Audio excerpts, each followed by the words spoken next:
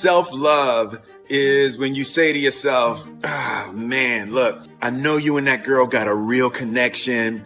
I know y'all vibe, but that's your girl's cousin. So I love you too much to let you do that. It's like you say to yourself, hey, man, look, I know you want to eat that pizza and it'll be really good, but I can't let you eat that, man, because if you eat that pizza, you're going to feel like and I love you too much to let you eat that. Self-love is, hey, look, I know you got a test on Monday, and I know you really want to go out with your friends. It's Saturday night, you want to go out, but if you fail that test, you're not going to feel good about yourself. I love you too much to let you go out tonight. Self-discipline is self-love. If you want to be happy, you have to love yourself, which means you have to discipline your behavior. The road to sustained happiness is through disciplining your behavior.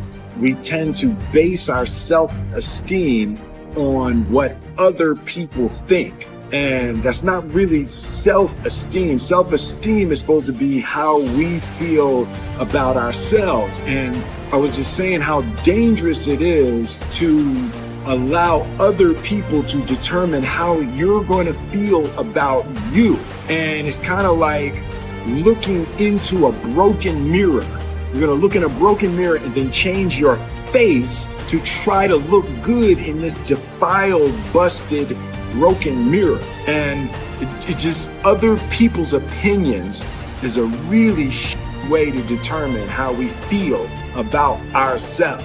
I want my life, I want my work, my family, I want it to mean something. And it's like, if you are not making someone else's life better, then you're wasting your time. The separation of talent and skill is one of the greatest misunderstood concepts for people who are trying to excel, who have dreams, that want to do things. Talent you have naturally. Skill is only developed by hours and hours and hours of beating on your craft. You don't try to build a wall. You don't set out to build a wall. You don't say, I'm going to build the biggest, baddest, greatest wall that's ever been built. You don't start there. You say, I'm going to lay this brick as perfectly as a brick can be laid.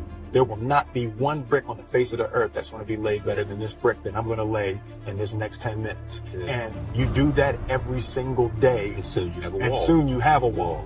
And I think psychologically, the advantage that gives me over a lot of people that I have been in competition with in different situations is it's difficult to take the first step when you look how big the task is. The definition of who I am is very clear to me, and it also redefines who I want to be, in that I know for a fact that I'm stronger than I thought I was. You can't help but ask yourself the question, what would I do if I was in Muhammad Ali's shoes? I'm motivated by fear. I hate being scared to do something. And I think what developed in my early days was the attitude that I started attacking things that I was scared of. Why were you scared in your bed the night before? What do you need that fear for? Just don't go. Why are you scared in your bed 16 hours before you jump? Why are you scared in the car? Why could you not enjoy breakfast? Fear is fear of what? You're nowhere even near the airplane. Everything's up to the stepping out.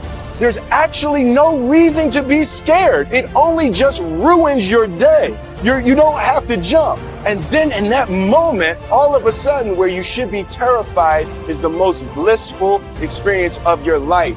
And God placed the best things in life on the other side of terror. It don't matter whose fault it is that something is broken, if it's your responsibility to fix it. For example, it's not somebody's fault if their father was an abusive alcoholic, but it's for damn sure their responsibility to figure out how they're going to deal with those traumas and try to make a life out of it. It's not your fault if your partner cheated and ruined your marriage, but it is for damn sure your responsibility to figure out how to take that pain and how to overcome that and build a happy life for yourself. Fault and responsibility do not go together. It sucks, but they don't. When something is somebody's fault, we want them to suffer. We want them punished. We want them to pay. And we want it to be their responsibility to fix it. But that's not how it works, especially when it's your heart. Your heart, your life, your happiness is your responsibility and your responsibility alone. As long as we're pointing the finger and stuck in whose fault something is, we're jammed and trapped into victim mode. When you're in victim mode, you are stuck in suffering. The road to power is in taking responsibility. Your heart, your life, your happiness is your responsibility and your responsibility alone. You can make a person smile. You can make a person feel good. You can make a person laugh. But whether or not a person is happy is deeply and totally and utterly out of your control. The prerequisite for spending time with any person is that they nourish and inspire you. They feed your flame. Look at your last 5 text messages. Are those people feeding your flames or dousing your fire? Put your phone down for just a second and look around. Look to the people around you. Are those people throwing logs on your fire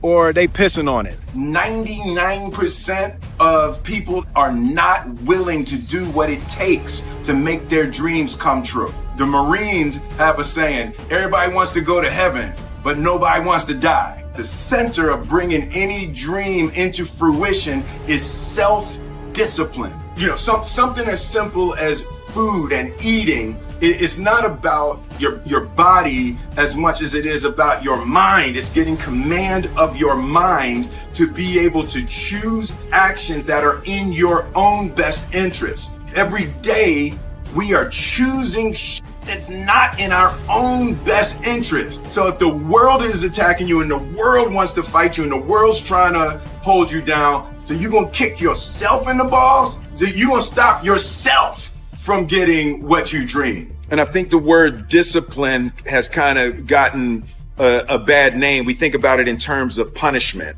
I'm not talking about discipline in that way. I'm talking about discipline in the sense that you forego immediate pleasure for the exchange of long-term self-respect. I believe that self-discipline is the definition of self-love. That when you say that you love yourself, that means that you have behavior towards yourself that is loving. Self-discipline is the center of all material success. You cannot win the war against the world if you can't win the war against your own mind.